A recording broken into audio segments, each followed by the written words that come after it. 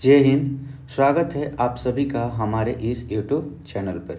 आज का जो हमारा क्लास होगा क्लास 9th का है ज्योमेट्री एक्सरसाइज 8 और चैप्टर का नाम है चतुर्भुज।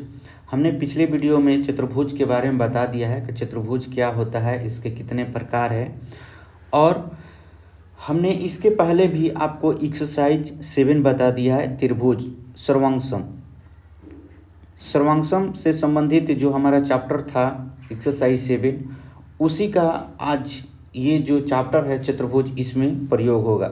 अगर सर्वांगसम के बारे में अगर आपने अच्छी से पढ़ लिया है तो ये चैप्टर जो है आपको बहुत ही आसान लगेगा। तो उसी से संबंधित है, वहाँ पर हम त्रिभुज के बारे में पढ़ रहे थे, यहाँ पर हम चतुर्भुज के बारे में पढ़ेंगे।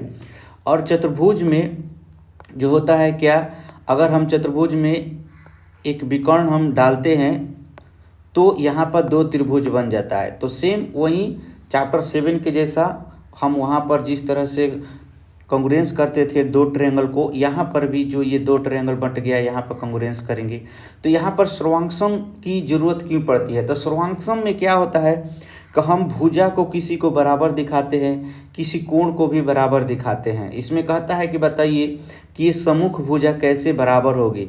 तो सम्मुख भुजा अगर पूछता है कि कैसे बराबर होगी, तो इसको बराबर दिखाने के लिए हमको सर्वांगसम के गुणों का प्रयोग करना पड़ता है। सर्वांगसम का जो थ्योरम है, प्रमेय है, उसको हम यहाँ पर प्रयोग करते हैं और उसके आधार पर हम बताते हैं कि ये सम्मुख भुजा किस तरह से बराबर होगी। या कहेगा बताइए कि इसके सम्मुख जो कोण है वो बराबर है, तो हम ये भी दर्शाएंगे सर्वांगसम के थ्योरम से।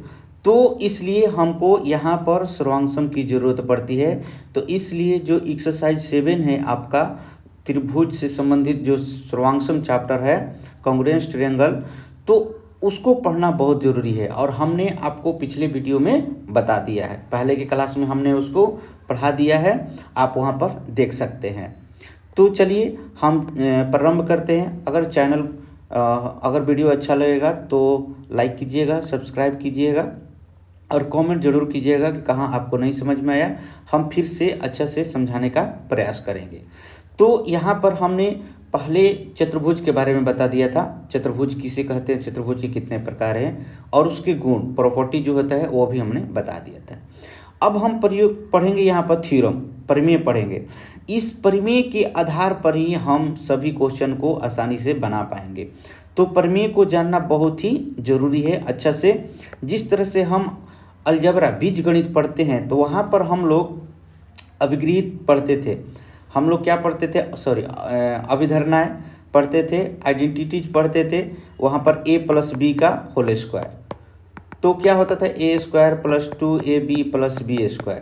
तो प्रश्न में हम इसका डायरेक्ट हम प्रयोग करते थे a + b का होल स्क्वायर का फॉर्मूला। तो उसी तरह से यहाँ पर भी है। यहाँ पर जो हमारा प्रश्न आएगा तो उसमें कुछ पूछेगा, तो उसके आधार पर हम देखेंगे कि प्रश्न में क्या पूछ रहा है।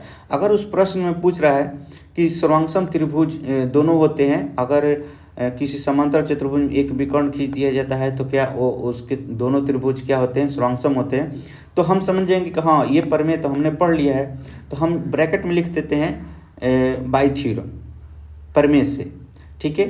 तो इस तरह से हमें प्रमेय का पढ़ना जरूरी है और बहुत ही अच्छे से पढ़ना जरूरी है। तो चाहे कुछ भी हो जाए, प्रमेय जो होता है बहुत ही इम्पोर्टेंट है, इसके बगैर ज्यामिति के प्रश्न नहीं बन पाते हैं। तो चलिए हम पहला प्रमेय शुरू करते हैं।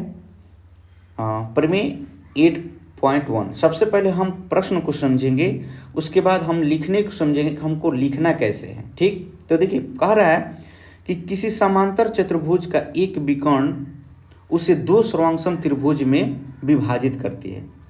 तो जैसे एक समांतर चतुर्भुज ले लेते हैं, एक समांतर चतुर्भुज, ये रहा आपका एक समांतर चतुर्भुज।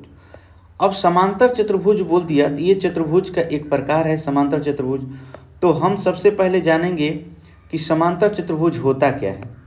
समांतर चतुर्भुज होता क्या है, तो हमने पिछले के वीडियो में हमने इसके बारे में बता दिया है कि समांतर चतुर्भुज किसे कहते हैं, ठीक। तो समांतर चतुर्भुज में क्या होता है, उसकी ये सम्मुख भुजा जो होती है समानांतर होती है और बराबर भी होती है। ये सम्मुख भुजा जो होती है इसके समानांतर भी होगी और क्या होगी, बराबर होगी। तो हम इसका डिफिनीशन पढ़ते हैं। वह चतुर्भुज जिसकी सम्मुख भुजाओं का प्रत्येक युग में परस्पर समानांतर होते हैं तो वो क्या कहलाते हैं, समानांतर चतुर्भुज। तो प्रत्येक, तो ये आमने सामने का जो है, जैसे आप यहाँ पर देख सकते हैं कि ए बी और सी डी है, ये सम्मुख है भुजा है तो ये भी समानांतर होना चाहिए।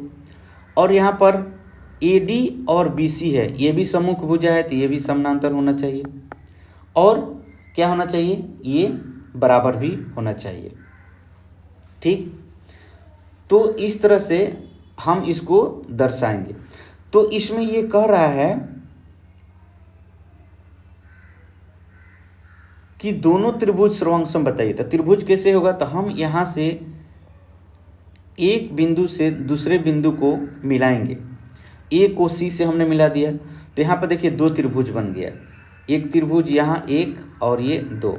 अब ये दो त्रिभुज बन गया। कौन कौन त्रिभुज बन गया, तो त्रिभुज यहाँ पर बन गया आपका ए बी सी और यहाँ पर बन गया ए डी सी, दो त्रिभुज बन गए। अब ये दोनों त्रिभुज को बताना है कि सर्वांगसम है। तो सर्वांगसम का कौन सा यहाँ पर प्रॉपर्टी यूज होगा, कौन सा थ्योरम यूज होगा, उसके आधार पर ये दोनों त्रिभुज को सर्वांगसम करना है। तो सबसे पहले हम लिखते हैं, लिखना कैसे है, सबसे पहले हम यहाँ पर लिखेंगे दिया है, क्या क्या दिया है प्रश्न में उसको हम लिखते हैं। जो जो दिया रहता है उसको सबसे पहले हम लिखते हैं। चलिए पहले लिखते हैं, दिया है, यहाँ पर सॉल्यूशन लिख लेते हैं। और यहाँ पर विभाजित करता है सिद्ध करे, ये इसमें था सिद्ध करे, आपका प्रश्न में आएगा सिद्ध करे। तो चलिए क्या क्या दिया है उसको पहले देख लेते हैं। तो सबसे पहले लिख लेते हैं कि ए बी सी डी एक समांतर चतुर्भुज है। यहाँ पर समांतर चतुर्भुज है, यहाँ पर समांतर चतुर्भुज है। कैसे, तो यहाँ पर बोला है कि किसी समानांतर चतुर्भुज का, तो हमने मान लिया कि ए बी सी डी एक समानांतर चतुर्भुज है। तो हम यहाँ पर लिख लिए माना कि ए बी सी डी एक क्या है, समानांतर चतुर्भुज है। उसके बाद क्या लिखना है, तो इसको कह रहा है कि एक विकर्ण, तो इसका कोई एक विकर्ण है, तो मान लेते हैं इसका कोई एक विकर्ण AC है। देखिए यहाँ पर ये AC भी लिख सकते हैं या BD भी लिख सकते हैं, यहाँ से यहाँ तक BD भी ले सकते हैं। ऐसा नहीं है कि हम AC ही लिए हैं तो AC से ही केवल बनेगा, नहीं, आप भी यहाँ से BD भी ले सकते हैं। ठीक है, चलो उसके बाद तो सिद्ध करना है कि, तो सिद्ध करना है कि क्या सिद्ध करना है, त्रिभुज ABC सर्वांगसम त्रिभुज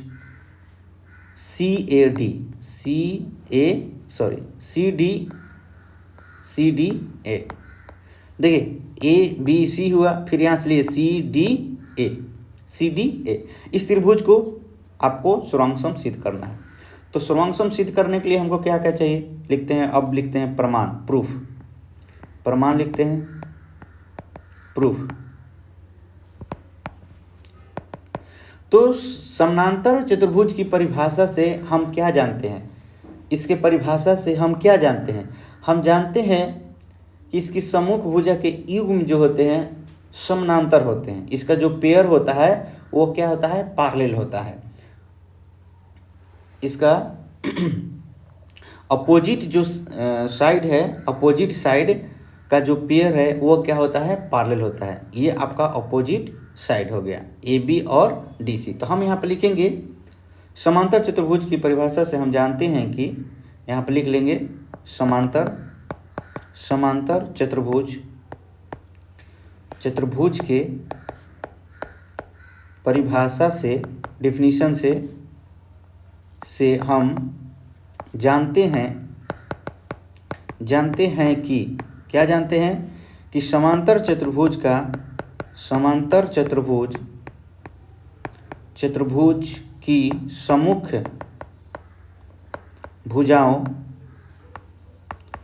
भुजाओं के युग में समांतर होते हैं। कौन कौन समांतर होते हैं? तो यहाँ पर क्या हो जाएगा, लिख सकते हैं, अतः AB पैरेलल DC। देखिए AB पैरेलल क्या हो गया, DC, और तथा लिख सकते हैं आप AD पैरेलल BC।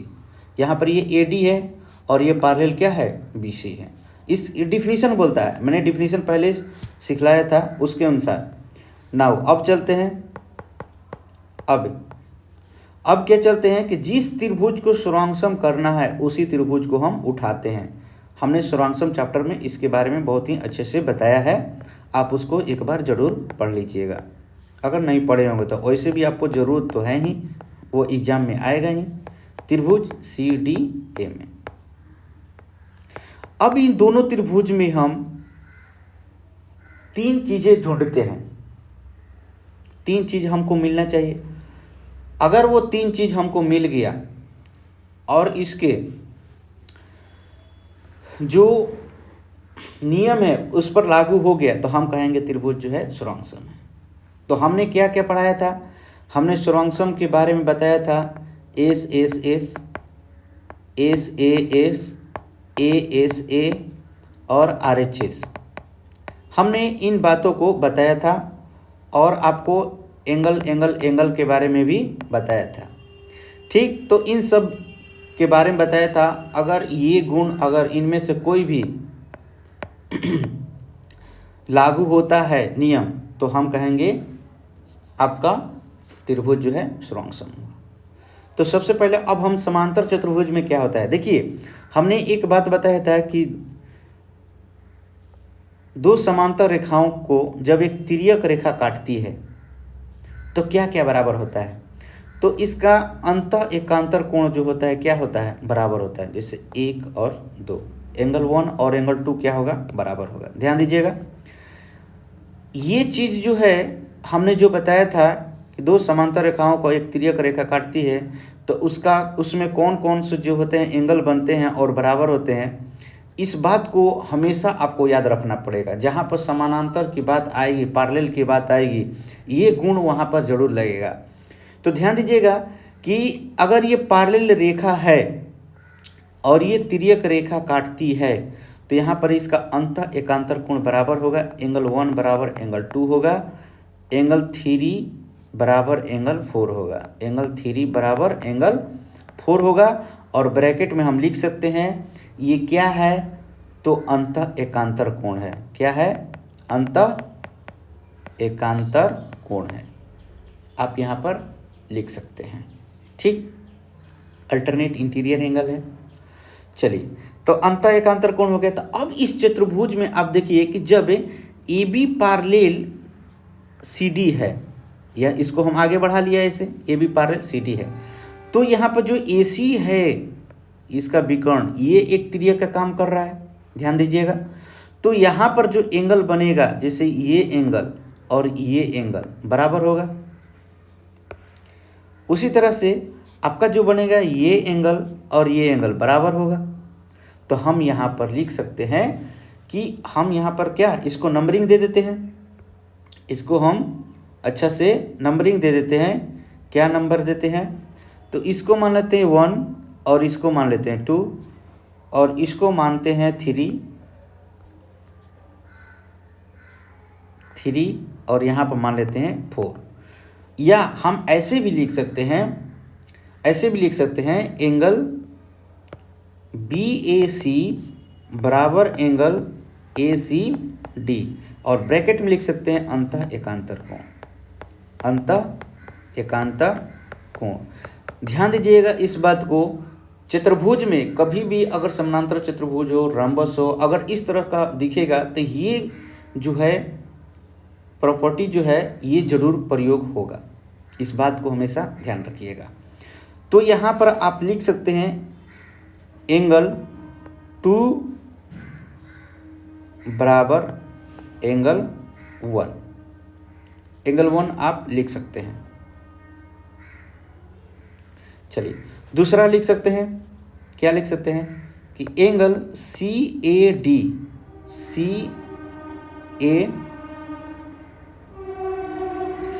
डी बराबर एंगल ए सी बी लिख सकते हैं। इसको उल्टा लिखा गया, ये त्रिभुज पहले है तो पहले इसका एंगल लिखना चाहिए, और ये त्रिभुज बाद में है तो इसका बाद में लिखना चाहिए। तो हम इसको पलट के लिखते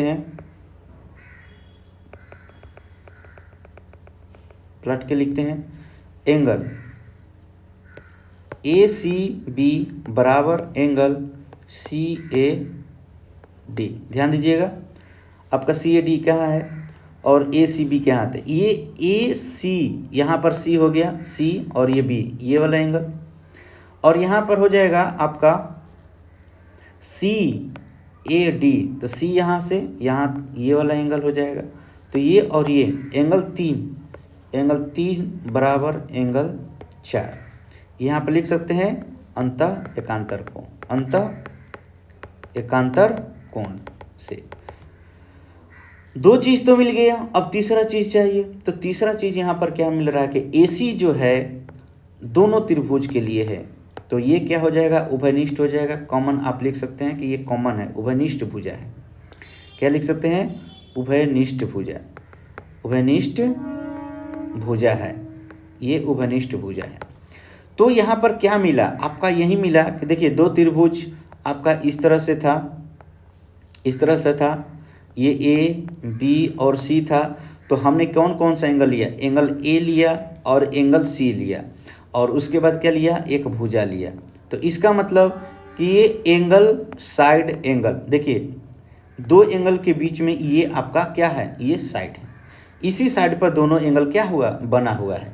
तो हम यहाँ पर लिख सकते हैं एंगल साइड एंगल, ठीक, सर्वसम समता से। तो हम लिखेंगे अतः यहाँ पर एंगल साइड एंगल सर्वसम समता से, इसलिए त्रिभुज ABC सर्वांगसम त्रिभुज CDA, और ब्रैकेट में लिखेंगे ASA सर्वांग समता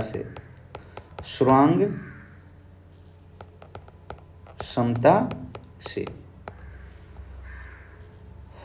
अब ये हमने लिख लिया, और बाकी अगर इसमें कुछ पूछता कि बताइए कि ये चीज़ बराबर होना चाहिए, ये चीज़ नहीं बराबर होना चाहिए, तो हम बाई CPCT से लिख सकते थे। जैसे इसमें बोल देगा कि बताइए कि AD बराबर जो है BC के है, तो हम यहाँ पे लिख सकते हैं अतः AD बराबर BC बाई CPCT से।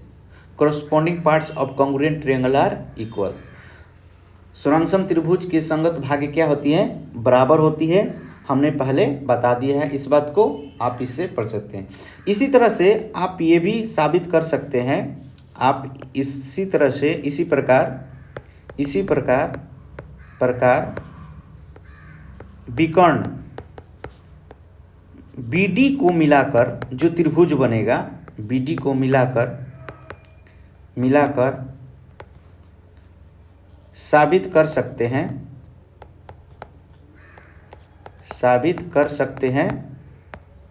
हैं कि त्रिभुज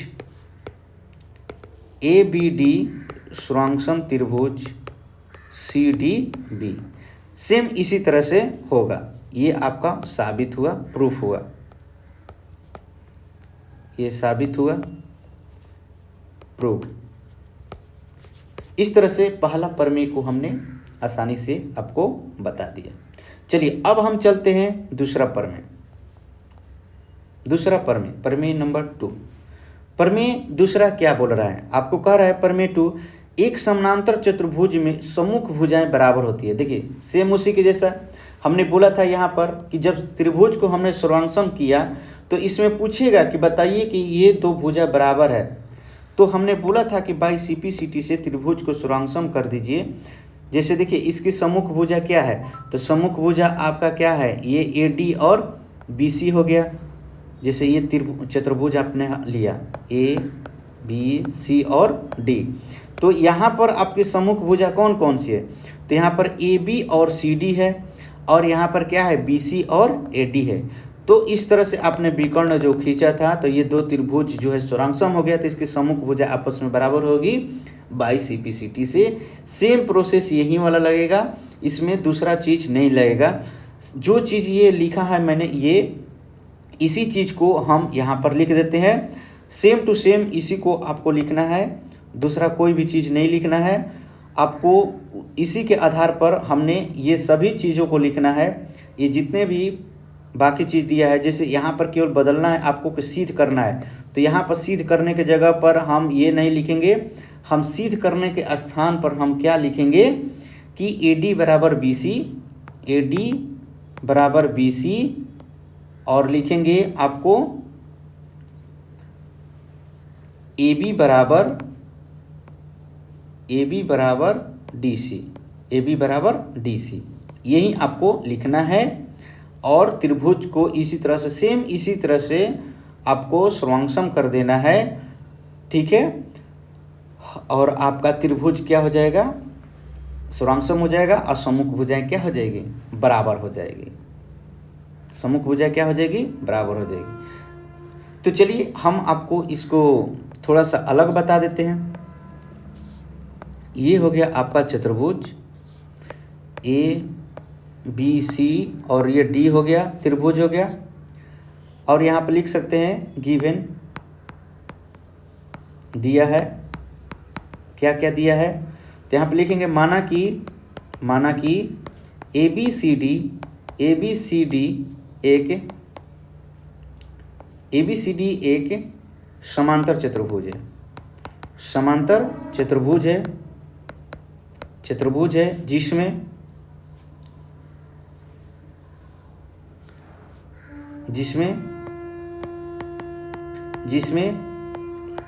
ए बी पैरेलल सी डी, और तथा समांतर चतुर्भुज है तो सम्मुख भुजा समानांतर तो होगी ही, तो A B parallel C D और A D parallel B C. यहाँ से यहाँ तक ये ए डी पैरेलल क्या हो जाएगा? B C. इस बात को ध्यान दीजिएगा, जो समानांतर बोल दिया तो समानांतर चतुर्भुज के जो सम्मुख भुजा, आमने सामने की जो भुजा है वो समानांतर होगी। तो सिद्ध करें यहाँ पर, तो सिद्ध करें कि क्या सिद्ध करना है कि ए डी जो है आपका बराबर होगा बी सी का, तथा ए बी जो होगा बराबर होगा डी सी का। ए बी जो है बराबर होगा आपका डी सी का, ठीक है। अब यहाँ पर हम एक रचना लिख लेते हैं, बनावट रचना क्या लिखना है रचना में? तो किसी एक विकर्ण को मिला दीजिए, किसी एक विकर्ण को, या तो आप इसको भी मिला सकते हैं, या आप यहाँ से यहाँ तक इसको भी मिला सकते हैं। तो हम इस बार बी डी को मिलाकर लेकर चलते हैं। उसमें तो हमने ए सी मिलाया था, इसमें बी डी हम मिलाते हैं, बी डी हमने मिलाया। अब देखिए जब समानांतर है तो इसका एकांतर कोण क्या क्या होगा? वो तो बराबर होगा। तो हम एकांतर कोण इसके ढूंढ लेते हैं। एकांतर कोण कौन कौन से होंगे? तो जैसे मान लीजिए इसको हम मानते हैं 1, इसको मानते हैं 2, इसको 1 मान लिया, इसको 2 मान लिया, इसको मान लेते हैं 3, और इसको मान लेते हैं 4। तो रचना में हम क्या लिखेंगे कि बी डी को मिलाया।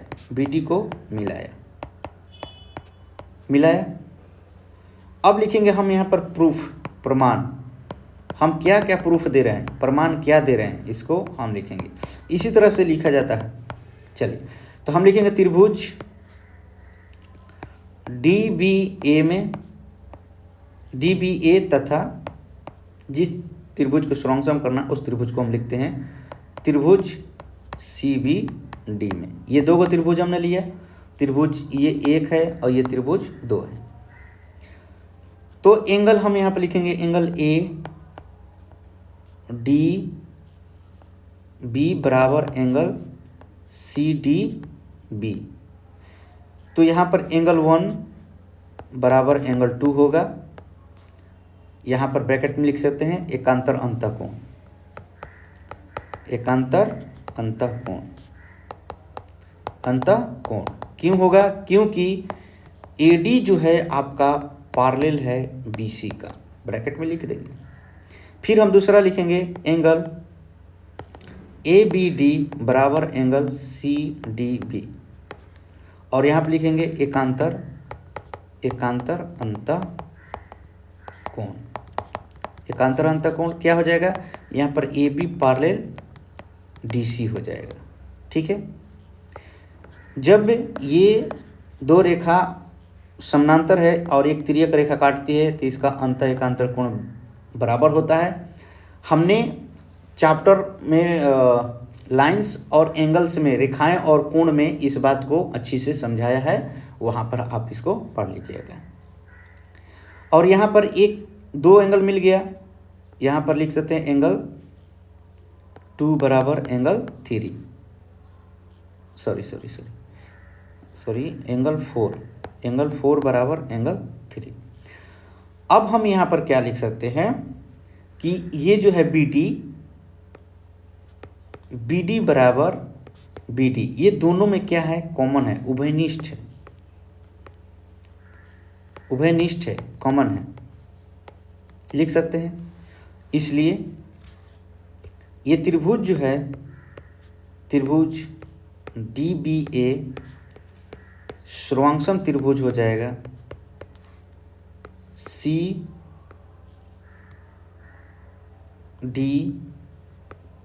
का, और यहाँ पर ब्रैकेट में लिख सकते हैं एंगल साइड, एंगल सर्वांग समता से, सर्वांग समता से। अब यहाँ पर लिख सकते हैं क्या पूछ रहा है, तो AD बराबर BC तथा AB बराबर DC, ब्रैकेट में लिख देते हैं by CPCT, by CPCT, CPCT के द्वारा सिद्ध हुआ। यहाँ पर क्या हुआ? सिद्ध हुआ। दो त्रिभुज को सर्वांगसम कर दीजिए, जो चीज़ पूछ रहा है उसको बराबर लिख दीजिए बाई CPCT से, क्योंकि corresponding parts of congruent triangle are equal, हमने सर्वांगसमता चैप्टर में आपको अच्छी से इसके बारे में बता दिया है। तो ये था हमारा दूसरा थ्योरम। अब हम चलेंगे आपको तीसरा थ्योरम में। थ्योरम क्या बोल रहा है? कह रहा कि यदि एक चतुर्भुज की, यहाँ पर समानांतर नहीं बोला है, एक चतुर्भुज बोला है, कोई भी चतुर्भुज होगा, यहाँ पर क्या होगा? कोई भी चतुर्भुज होगा। तो यहाँ पर क्या बोला है? यदि एक चतुर्भुज की सम्मुख भुजाओं का प्रत्येक युग्म बराबर हो तो समानांतर होगा। जस्ट इसी का उल्टा बोला है। वहाँ पर क्या बोला था? समानांतर चतुर्भुज था, मतलब कि सम्मुख भुजाएं समानांतर थी, तो वहाँ पर सम्मुख भुजाओं का युग्म बराबर करना था। यहाँ पर जो था सम्मुख भुजाओं का जो था युग्म को बराबर करना था, लेकिन यहाँ पर जस्ट इसी का उल्टा दे दिया है कि युग्म तो बराबर है, आपको समानांतर सिद्ध करना है कि वो चतुर्भुज जो होगा क्या होगा? समानांतर होगा। तो हम इसको कैसे बताएंगे? तो देखिए यहाँ पर यही बताएंगे इसका जस्ट उल्टा, कि अगर सम्मुख भुजा बराबर है तो इसका अंतः एकांतर कोण अगर इक्वल हो जाएगा बाई CPCT से, त्रिभुज हम सर्वांगसम करेंगे और इसके अंतः एकांतर कोण को बाई CPCT के द्वारा हम बराबर दिखा देंगे, तो हम कहेंगे कि ये जो है क्या है? समानांतर है, पैरेलल है। पैरेलल जब रहता है तभी उसमें क्या होता है? अंतः एकांतर कोण क्या होता है? बराबर होता है। तो जस्ट हम उसी का उल्टा यहाँ पर दिखाएंगे और हमारा चतुर्भुज जो है, चतुर्भुज का ये जो थ्योरम है आपका प्रूफ हो जाएगा। यहाँ पर ये प्रूफ दिखाना है। अगर ये प्रूफ दिखा देते हैं तो प्रश्न जब बनाएंगे तो वहाँ पर डायरेक्ट आप लिख सकते हैं कि अगर वो सम्मुख भुजा बराबर दिया है तो आप डायरेक्ट वहाँ पर लिख सकते हैं कि इसका अंतः एकांतर कोण भी क्या होगा? बराबर होगा। आप ब्रैकेट में लिख सकते हैं बाई थ्योरम। चलो, तो अब हम यहाँ पर लेते हैं थ्योरम 3। तीसरा थ्योरम क्या है? तो थ्योरम नंबर 3 में आपका एक चतुर्भुज बना लीजिए।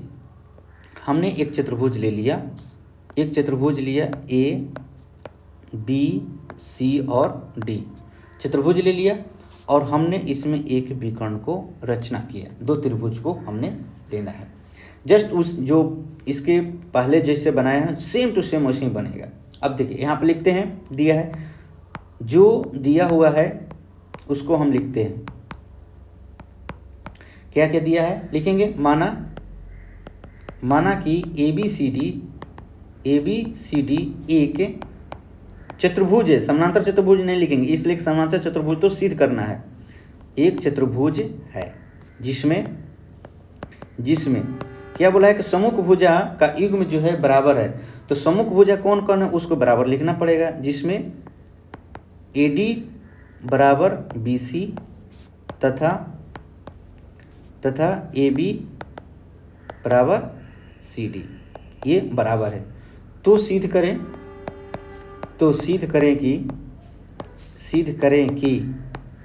कि ABCD एक समांतर चतुर्भुज है। ABCD क्या है, एक समांतर चतुर्भुज है। यहाँ पे एक रचना लिखेंगे, रचना में क्या लिखेंगे, BD को क्या किया, मिलाया। यहाँ से यहाँ तक मैंने BD को क्या कर लिया, मिला लिया। ये इसलिए कि उसमें तो बोला नहीं है कि एक विकर्ण है।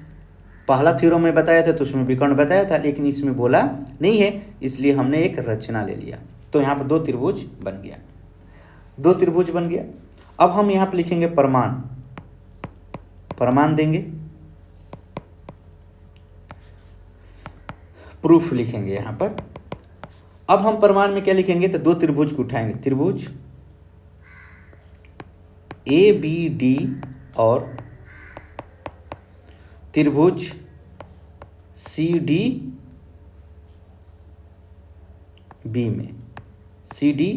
में क्या क्या बराबर है। तो यहाँ पर आपका जो है सबसे पहले तो BD कॉमन है, BD बराबर जो है BD कॉमन है, उभयनिष्ठ है। उसके बाद आपका AD बराबर BC है, ये दिया हुआ है, प्रश्न में ही दिया है, यहाँ पर लिख लेंगे गिवन, ये आपका प्रश्न में दिया हुआ है। उसके बाद AB बराबर CD या DC, CD दिया हुआ है आपका, ये भी प्रश्न में दिया है, आप लिख सकते हैं। इसलिए यहाँ पर S के द्वारा सर्वांग समता से त्रिभुज ABD सर्वांगसम त्रिभुज CDB।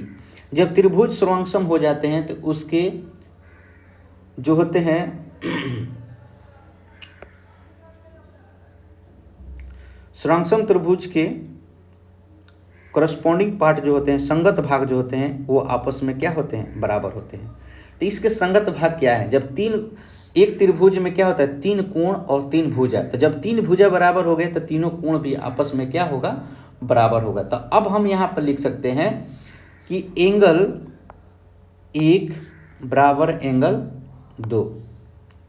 उसके बाद हम लिख सकते हैं यहाँ पर एंगल 3 और बराबर एंगल 4, अंतः एकांतर कोण ये कहलाएगा। तो हम लिखेंगे एंगल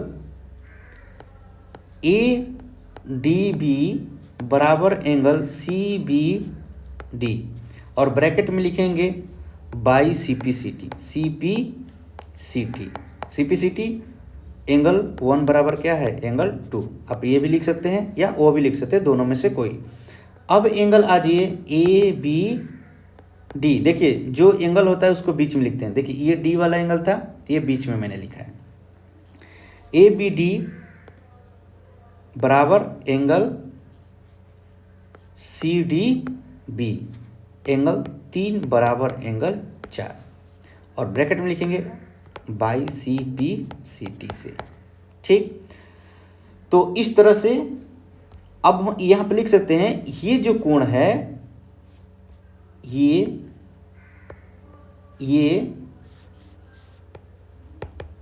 लिखेंगे, बट ये एकांतर अंत कोण के युग्म है, जोड़े हैं, इसलिए AD जो होगा पैरेलल होगा BC का, और क्या होगा, AB जो होगा पैरेलल हो जाएगा DC का। इसलिए ABCD एक समांतर चतुर्भुज है, सिद्ध हुआ। ये क्या हुआ, सीधे हुआ। यही आपको प्रूफ करना था, ये आपका प्रूफ हो गया।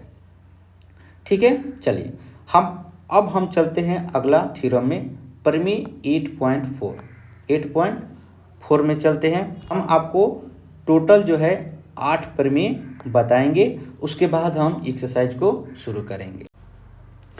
एक समांतर चतुर्भुज में समूह कोण बराबर होते हैं।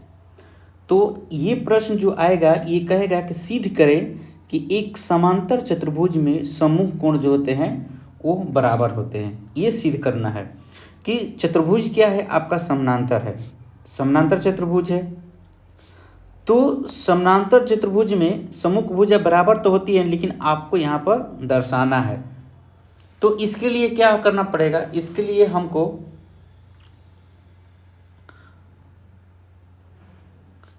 आमने सामने का ये समूह कोण, ये सामने का जो कोण है ये A B C और ये D हो गया।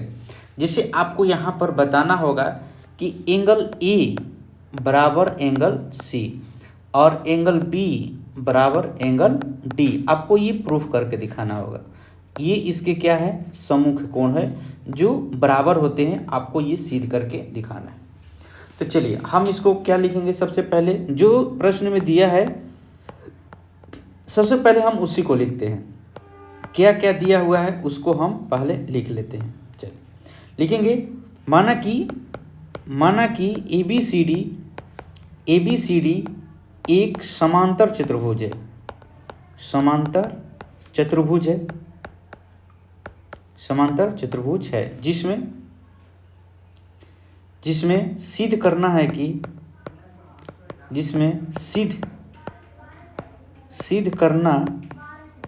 कि क्या सिद्ध करना है कि एंगल A बराबर एंगल C तथा एंगल B बराबर एंगल D, इसी को सिद्ध करना है, आपको बताना है। चलिए तो हम प्रमाण लिखते हैं, हम इसको सिद्ध करके दिखाएंगे कैसे ये दोनों आपस में क्या है, बराबर है। चूंकि ये समांतर चतुर्भुज है तो इसके सम्मुख भुजा जो है समांतर होगी, जिसे AB पैरेलल क्या हो जाएगा, DC। AB पैरेलल क्या है, DC। जैसे ये AB है और ये आपका DC है, ये पैरेलल है और पैरेलल लाइन है, दो पैरेलल लाइन, और ये तिर्यक रेखा जब इसको काटती है तो इसके क्या क्या बराबर होते हैं। तो देखिए अंतः एकांतर कोण का योग जो होता है वो आपका ये क्रमागत अंतः कोण जो होते हैं, ये क्रमागत अंतः कोण जो होते हैं कॉन्जिक्यूटिव इंटीरियर एंगल, इन दोनों का सम जो होता है 180 डिग्री। जैसे मान लीजिए एंगल 1 है, ये 2 है, तो angle 1 plus angle 2 equal to 180 degree होता है। ये आपको हमने जब लाइंस और एंगल्स के चैप्टर पढ़ाए हैं उसमें मैंने बहुत ही अच्छे से बताया है। तो ये क्रमागत अंतः कोण है। तो क्रमागत अंतः कोण का योग जो होता है आपका 180 डिग्री होता है जब दो लाइन ये क्या है, पैरेलल है और एक तिर्यक रेखा आपको काट रही है। तो जैसे इसी तरह से हम लिख सकते हैं कि AB पैरेलल अगर DC है, और यहाँ पर लिख देते हैं, और AD जो है क्या है, AD उनको काटता है। जैसे ये AD है, AD इनको क्या कर रहा है, यहाँ से काट रहा है AD, ये पैरेलल लाइन को, या BC यहाँ से यहाँ तक इसको ऐसे काट रहा है, ले सकते हैं AD या BC। हम दूसरे स्टेप में BC को भी लेंगे, फिलहाल हम यहाँ पर AD को लेते हैं। AD इनको क्या कर रहा है, काट रहा है। तो हम यहाँ पर लिखेंगे AD उनको काटती है।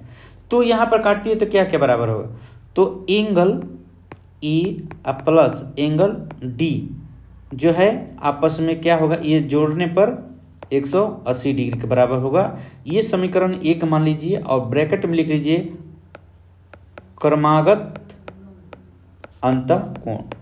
ये क्रमागत अंतःकोण है, ये क्रमागत अंतःकोण है।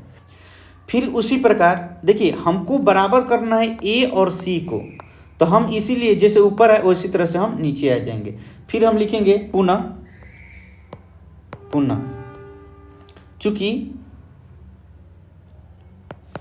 चूंकि AD पैरेलल BC और AD जो है ये A और D पैरेलल है BC के पैरेलल है। और यहाँ पर आपका मान लीजिए कि AB इसको काट रही है, AB जो है इसको क्या कर रही है, काट रही है। AB इसको क्या किया, काट दिया, और AB उनको काटती है। इसलिए angle A plus angle B equal to 180 degree होगा। इसको ब्रैकेट में लिखेंगे क्रमागत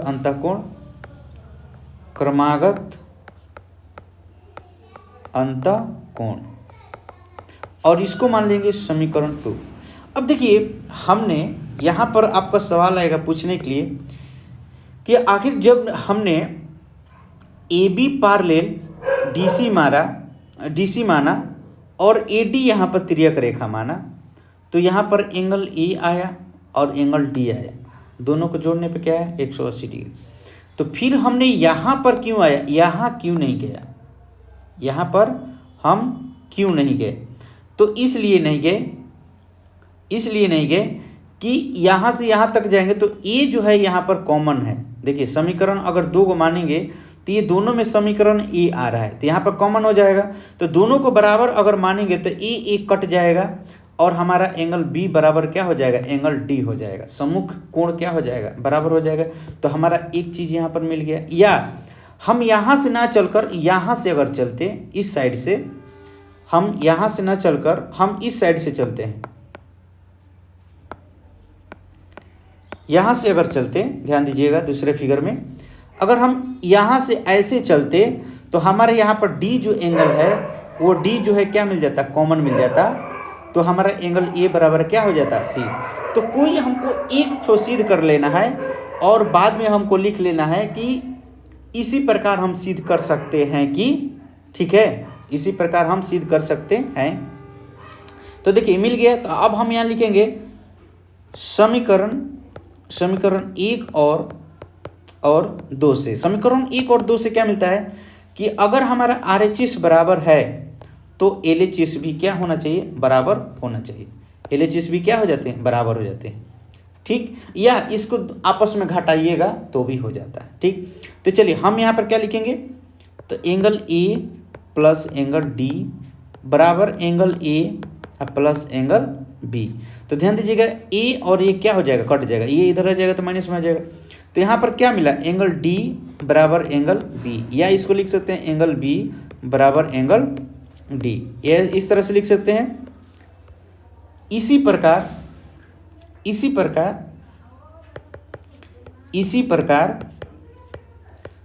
प्रकार हम सिद्ध कर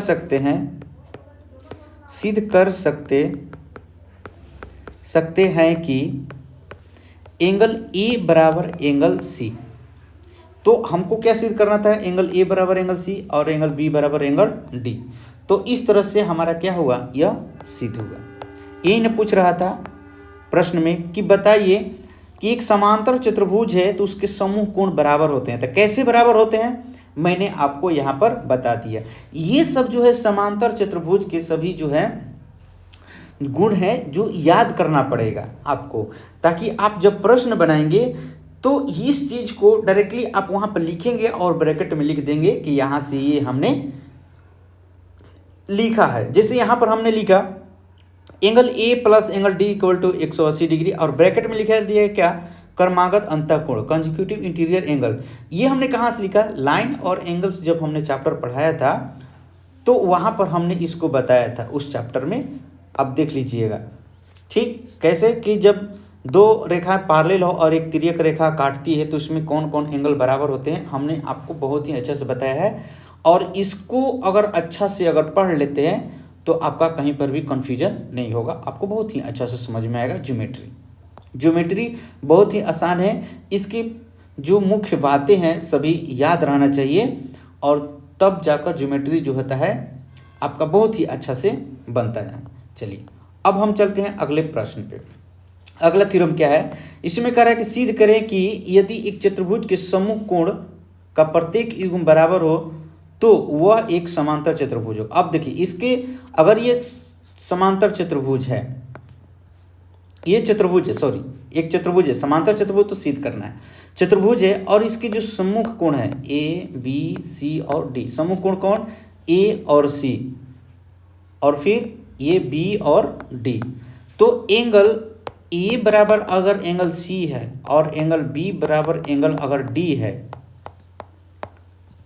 है तो आपको बताना है कि ये समांतर चतुर्भुज है। तो जब ये बराबर है तो समांतर चतुर्भुज सिद्ध करने के लिए हमको क्या चाहिए, आपको दो रेखा को पैरेलल सिद्ध करना होगा। सम्मुख भुजा को आपको क्या पैरेलल आपको बताना है, जैसे आपको हमको यहाँ पर बताना होगा कि ए बी पैरेलल क्या है सी डी है, या यहाँ पर ए डी जो है पैरेलल है बी सी के। इन दोनों में से किसी एक को हमको पैरेलल दर्शाना पड़ेगा। अगर हम दर्शा देंगे तो हम कहेंगे कि ये क्या है, एक समांतर चतुर्भुज है।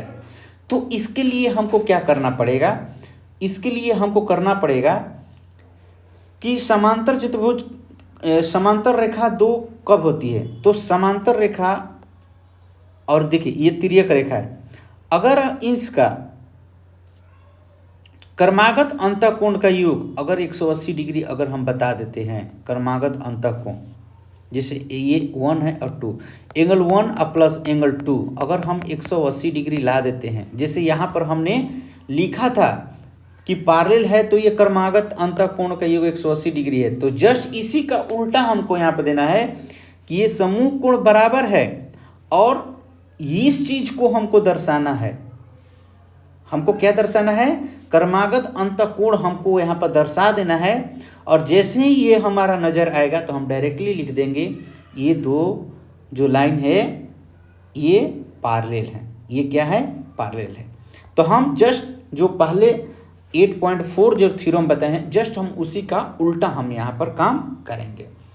तो सबसे पहले हम क्या लिखेंगे, जो प्रश्न में दिया है उसको हम लिखेंगे। दिया है क्या क्या दिया है, लिखते हैं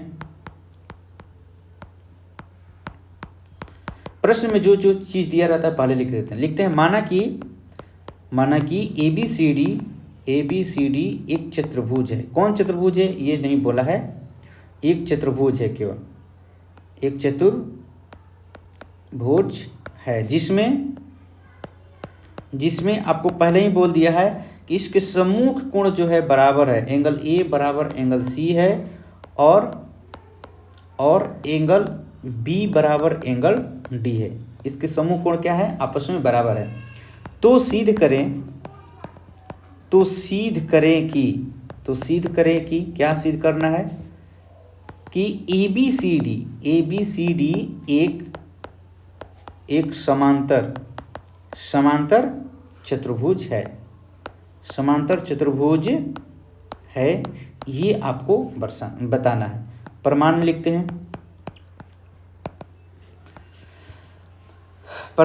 हैं, चूंकि ए बी सी डी एक समांतर चतुर्भुज, तो हम यहाँ पे लिखेंगे ए बी सी डी समांतर चतुर्भुज में क्या क्या बराबर है उसके हिसाब से हम चलेंगे।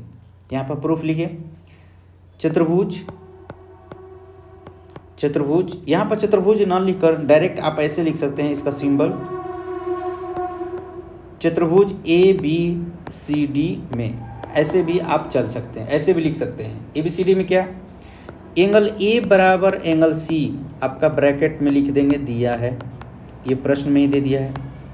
उसके बाद एंगल बी बराबर एंगल डी, इसको भी ब्रैकेट में लिख देंगे, दिया है। ये समीकरण 1 हुआ और ये समीकरण 2 हुआ। अब दोनों पे क्या करते हैं, दोनों को हम ये समीकरण 1 और 2 हो गया। समीकरण 1 और 2 दोनों को जोड़ते हैं। समीकरण 1 और 2 को, समीकरण 1 और 2 को जोड़ने पर, समीकरण 1 और 2 को जोड़ने पर तो समीकरण 1 और 2 को जोड़िए तो LHS को एक तरफ, RHS को एक तरफ, angle A plus angle B बराबर angle C plus angle D। देखिए ध्यान दीजिएगा, यहाँ पर कुछ ना कुछ मिलेगा। इसको मान लेते हैं समीकरण 3। हमने यहाँ पर मान लिया क्या, समीकरण 3। समीकरण 3 माना। अब चलते हैं, चूंकि हम जानते हैं कि चतुर्भुज के चारों कोणों का योग क्या होता है, 360 degree. Angle A plus angle B plus angle C plus angle D equal to कितना, 360 डिग्री। अब ब्रैकेट में लिखेंगे चतुर्भुज के कोण योग गुण से। यहाँ पे लिखेंगे चतुर्भुज के चारों कोणों का योग जो होता है वो 360 डिग्री होता है, तो उसका गुण है योग गुण चतुर्भुज के कोण योग गुण से इसके प्रॉपर्टी से। ठीक है, चलिए तो हम यहाँ पर क्या लिखेंगे, देखिए यहाँ पर हम क्या कर सकते हैं कि जैसे देखिए यहाँ पर समीकरण 3 में आपका एंगल A प्लस B के बराबर क्या दिया है, angle C plus angle D। यहाँ पर एंगल A प्लस B के स्थान पर एंगल C प्लस D दिया है। तो हम क्या करेंगे कि समीकरण 3 से या तो एंगल A प्लस B के स्थान पर C प्लस D लिखेंगे या C प्लस D के स्थान पर angle A plus angle B लिखेंगे, कोई एक लिखेंगे और ब्रैकेट में लिख लेंगे समीकरण 3 से। यहाँ पर लिख लेंगे ब्रैकेट में समीकरण 3 से क्या, तो angle A plus angle B छोड़ देते हैं और यहाँ पर C प्लस D के स्थान पर लिखते हैं angle A plus angle B equal to 360 degree. जोड़ेंगे तो कितना हो जाएगा, 2 angle A plus 2 angle B equal to 360 degree. और यहाँ पर 2 आपका क्या हो जाएगा, कॉमन हो जाएगा, तो angle A plus angle B बच जाएगा 360 डिग्री। अब यहाँ पर 2 गुना में है तो ये भागा में हो जाएगा तो कट जाएगा 180 बार में, तो angle A plus angle B कितना हो जाएगा, 180 डिग्री। इसी प्रकार आपका C प्लस D भी क्या हो जाएगा, 180 डिग्री। तो इसलिए लिख सकते हैं angle A plus angle B equal to angle C plus angle D equal to कितना, 180 डिग्री के बराबर हो गया। तो अब हम यहाँ पर क्या लिखेंगे, इसको हम यहाँ पर अब लिखेंगे कि चूंकि रेखा AB रेखाखंड AD, यहाँ पर रेखा AB जो है, यहाँ पर रेखा AB, इसलिए कि A प्लस B दोनों को जोड़ने पर 180 डिग्री आ रहा है। फिगर में ध्यान दीजिएगा यहाँ पर, तो ये दोनों जो होंगे क्या होगा, कर्मागत अंतःकोण होंगे, कर्मागत अंतःकोण होगा ना। इसलिए कि AB जो है AD और BC को काट रहा है बिंदु A और बिंदु B पर, तो जब काट रहा है तो कर्मागत अंतःकोण बनेगा। तो यहाँ पर A प्लस B 180 डिग्री के बराबर है, तो यहाँ पर कर्मागत अंतःकोण बना रहा है। तो जब कर्मागत अंतःकोण बना दिया तो इसका मतलब कि AD जो है आपका पैरेलल हो जाएगा BC का। AD जो है क्या हो जाएगा, पैरेलल हो जाएगा BC का। तो अब हम यहाँ पर लिखेंगे, यहाँ पर क्या, चूंकि रेखा AB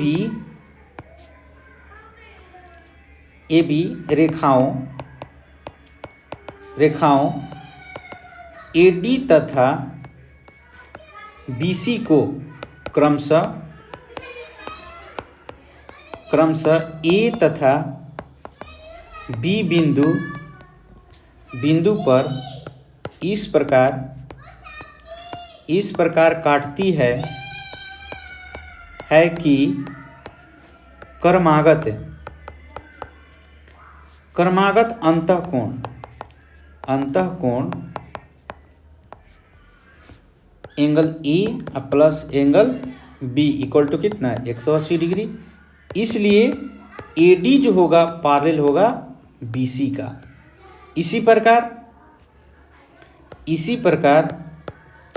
प्रकार प्रकार angle C plus angle D equal to 180 degree, इसलिए आपका ए बी पैरेलल हो जाएगा डी सी का। तो इसको मान लीजिए समीकरण क्या, समीकरण मान लीजिए इसको कितना तक माने थे, 3 तक, तो इसको 4 मान लीजिए, इसको 5 मान लीजिए। तो समीकरण 4 और 5 से कह सकते हैं कि ABCD एक समांतर चतुर्भुज है। यहाँ पे लिख सकते हैं समीकरण 4 और 5 से हम कह सकते हैं कि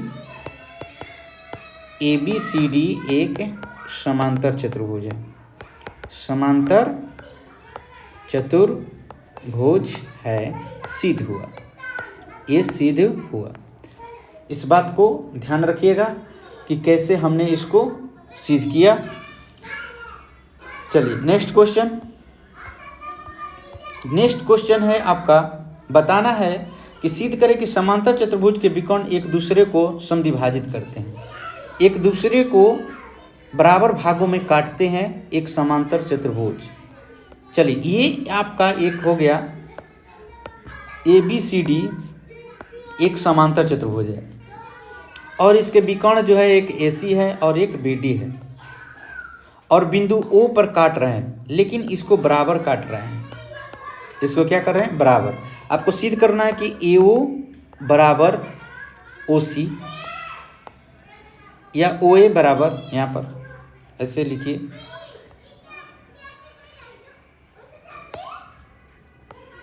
OA बराबर OC, OB बराबर OD, ये आपको सिद्ध करना है। तो इसको सिद्ध करने के लिए क्या करना पड़ेगा, आपको 2 त्रिभुज लेना पड़ेगा। तो ये मान लीजिए एक पहला त्रिभुज, ये दूसरा त्रिभुज। ये मान लीजिए कि आपका ये मान लीजिए आपका ये पहला त्रिभुज है और ये दूसरा त्रिभुज। इन दोनों त्रिभुज को हम उठा लेंगे और इस दोनों त्रिभुज को अगर हम सर्वांगसम कर देंगे तो सर्वांगसम करते ही CPCT के द्वारा इसका जो साइड है आपस में क्या हो जाएगा, बराबर हो जाएगा। तो हमारा सिद्ध हो जाएगा। तो चलिए हम लिखते हैं, जो सबसे पहले प्रश्न दिया उसको लिखते हैं। क्या क्या दिया हुआ है वहाँ लिखते हैं। पहले दिया है,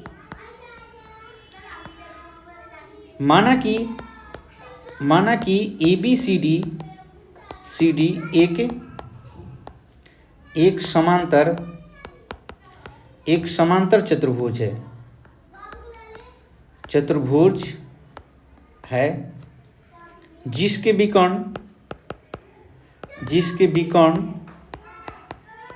विकर्ण AC और BD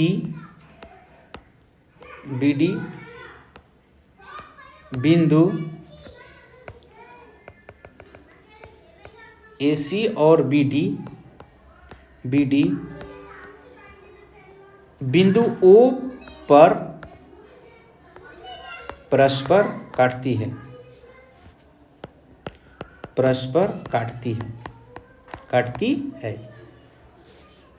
तो सिद्ध करें कि OA बराबर OC, OB बराबर OD। ये आपको सिद्ध करना है। चलिए, तो अब हम यहाँ पर लिखेंगे प्रमाण लिखेंगे। प्रमाण क्या लिखेंगे, तो जिस चीज को सिद्ध करना है देखते हैं वो कहाँ है। तो देखिए यहाँ पर हमारा OA है, यहाँ पर OC है, यहाँ पर OB है, यहाँ पर OD है। तो हम इस त्रिभुज को उठाते हैं AOD और BOC को। इस दोनों त्रिभुज में ये क्या है, दोनों रेखाएं सम्मिलित है। या आप इस त्रिभुज को भी उठा सकते हैं, ऐसा नहीं है, इस त्रिभुज को भी लिख सकते हैं AOB और DOC। इन दोनों त्रिभुज को भी लेकर आप आसानी से प्रूफ कर सकते हैं। चलिए, तो अब हम चलते हैं त्रिभुज लेते हैं। त्रिभुज AOD और और त्रिभुज सी ओ बी में।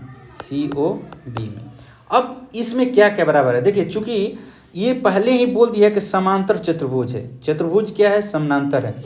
तो जब समांतर चतुर्भुज है तो समांतर चतुर्भुज के क्या क्या गुण हो सकते हैं, क्या क्या इसका प्रॉपर्टीज है, उसको हमको ध्यान में रखना होगा। तो समानांतर चतुर्भुज के क्या होते हैं, ये अगर समानांतर है तो सम्मुख भुज है, समानांतर है। तो समानांतर चतुर्भुज को अगर ये विकर्ण है तो इसका अंत एकांतर कोण क्या होगा, इक्वल होगा। इसलिए कि दो रेखा अगर समानांतर एक तिर्यक रेखा काटती है तो इसका अंत एकांतर कोण क्या होता है, बराबर होता है। एकांतर अंत कोण क्या है, इसका बराबर है। तो हम लिख सकते हैं एंगल 1 बराबर क्या, एंगल 2। ठीक, तो उसी तरह से अगर हम मान लीजिए इसको एंगल 1 मान लिए, इसको एंगल 2 मान लिए, इसको एंगल 3 मान लिए और इसको एंगल 4 मान लिए, तो हम लिख सकते हैं कि एंगल 1 बराबर एंगल 2, एंगल 3 बराबर एंगल 4, और यहाँ पर ब्रैकेट में लिख सकते हैं एकांतर अंतःकोण, एकांतर अंतःकोण, अंतःकोण अल्टरनेट इंटीरियर एंगल है। क्योंकि यहाँ पर लिख सकते हैं कि AD पैरेलल है BC के तथा AD, इसके लिए भी AD पैरेलल BC। ठीक, तो इसका एकांतर अंतःकोण क्या होगा, इक्वल होगा। उसके बाद इसकी सम्मुख भुजाएं बराबर होती है समानांतर चतुर्भुज के, तो AD बराबर क्या हो जाएगा, BC। AD जो है ये AD BC के क्या है, बराबर है। हम लिख सकते हैं ब्रैकेट में क्या, समानांतर चतुर्भुज पैरेललोग्राम की सम्मुख भुजाएं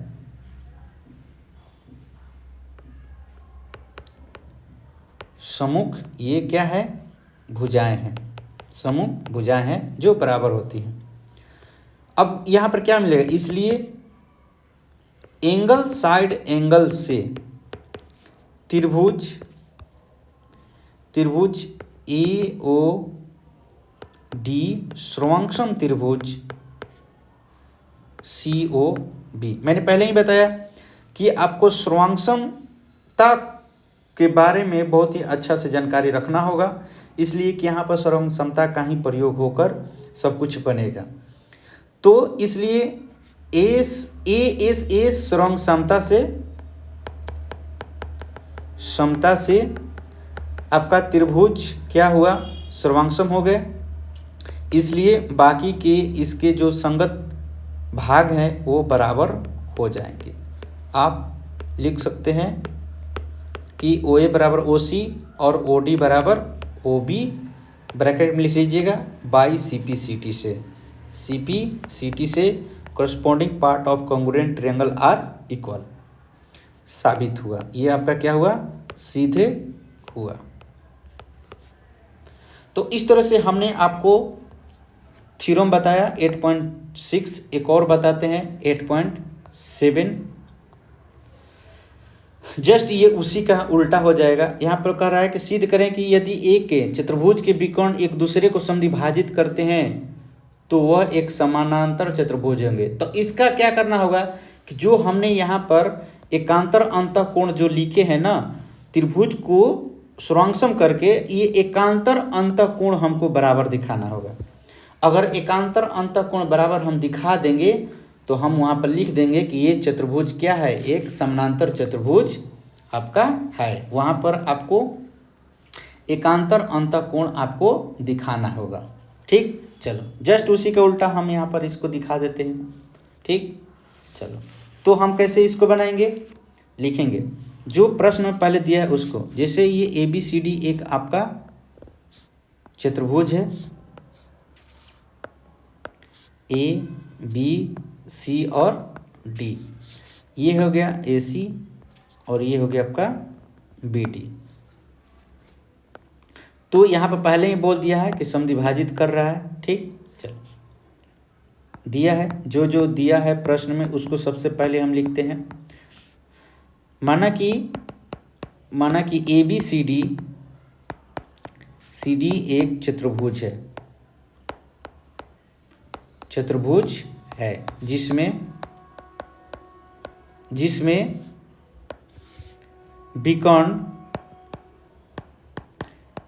विकर्ण AC और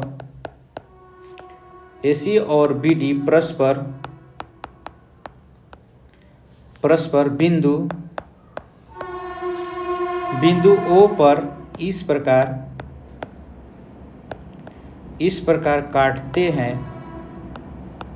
प्रकार काटती है कि यहाँ पर O है, OA बराबर OC और OB बराबर OD। तो सिद्ध करें कि ABCD एक समांतर चतुर्भुज है। समांतर चतुर्भुज है, ये आपको सिद्ध करना है। तो अब हम इसमें दो ट्रायंगल लेंगे, दोनों ट्रायंगल को क्या करेंगे, कॉन्ग्रुएंट करेंगे और हमारा CPCT से एकांतर अंतःकोण बराबर हो जाएगा। यहाँ पर कौन करना है, देखिए यहाँ पर इसको मान लेते हैं एंगल 1, इसको मान लेते हैं एंगल 2, इसको मान लेते हैं एंगल 3 और इसको मान लेते हैं एंगल 4। तो ये वाला एंगल इसके बराबर हो जाएगा, ये वाला एंगल इसके बराबर हो जाएगा। तो हम बाद में लिख देंगे कि ये एकांतर अंतःकोण है जो AD और BC को तिर्यक रेखा AC के काटने पर बने हैं। तिर्यक रेखा AC के काटने पर बने हैं। कैसे, ध्यान दीजिएगा, यहाँ पर A B C और D ये हो जाएगा हमारा ये तिर्यक रेखा AC को काटने पर ये जो है आपका बना है। जैसे ये वाला एंगल 1 और 2 है तो ये और ये बराबर हो जाएगा। तो इसका मतलब ये अंतः एकांतर कोण हो जाएगा, एकांतर अंतः कोण जो इन दोनों रेखाओं के काटने पर बना है। तो इसका मतलब ये दोनों रेखा क्या है, एक दूसरे के पैरेलल है। तो जब सम्मुख भुजा पैरेलल हो गया तो इसका मतलब ये समानांतर चतुर्भुज है। ये क्या है, एक समानांतर चतुर्भुज। उसी प्रकार हम यहाँ पर फिर लिख देंगे कि BD जो है इन दोनों रेखाओं को काट रही है, क्योंकि ये 3 और 4 जो है आपका एंगल बराबर है, एकांतर अंतःकोण ये है, तो इसलिए ये क्या है, पैरेलल है। ठीक है, चलो तो अब हम यहाँ पर प्रमाण लिखते हैं। प्रमाण, इसमें दो त्रिभुज को लेते हैं, त्रिभुज AOD और BOC को लिखते हैं। त्रिभुज AOD और त्रिभुज COB में यहाँ पर आपको पहले ही बोल दिया है AO बराबर OC, इसका विकर्ण जो है एक दूसरे को समद्विभाजित करते हैं, मतलब बराबर भागों में बांट रही है। और OB बराबर OD यहाँ पर ब्रैकेट में लिख लेंगे, दिया है आपको प्रश्न में पहले ही बोल दिया है।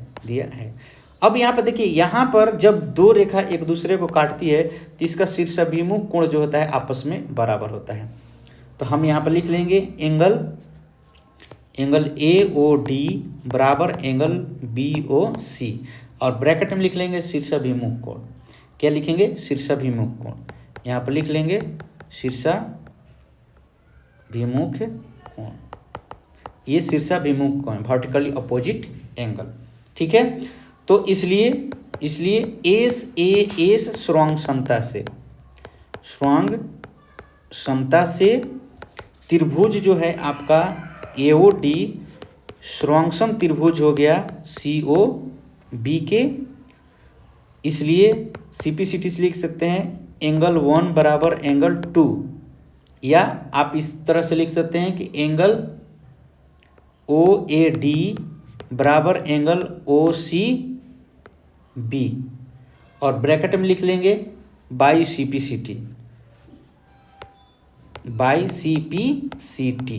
CPCT से। अब यहाँ पे लिखेंगे लेकिन ये एकांतर एकांतर अंतःकोण है। जो रेखा AD और BC को तिर्यक रेखा AC के काटने से बने हैं। तिर्यक रेखा AC को काटने से बने हैं। ठीक है, इसको मैंने पहले ही समझा दिया। देखो, जैसे यहाँ पर ये AD और यहाँ पर BC को ये AC काट रहा है, तो ये देखो एंगल 1 अब बराबर एंगल यहाँ पर 2 है, जो एकांतर अंतःकोण है। इसलिए हम लिख सकते हैं AD पैरेलल BC। इसी प्रकार देखिए, बाकी को हम इसी प्रकार लिख देते हैं कि इसलिए कि सेम कंडीशन इसी की जैसा हम उसको भी प्रूफ करेंगे, तो इतना लिखने की जरूरत नहीं पड़ता है। तो ज्योमेट्री में हम एक लाइन लिख देते हैं, इसी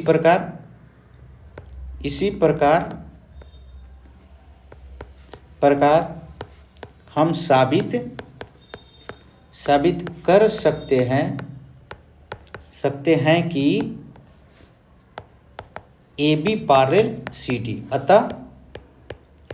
अतः ABCD एक समांतर चतुर्भुज है। सिद्ध हुआ। तो कहने का मतलब कि अगर इसका विकर्ण एक दूसरे को बराबर भागों में काटता है तो हम उसको कह सकते हैं कि ये समांतर चतुर्भुज है। हम उसको दूसरा चीज नहीं कह सकते हैं।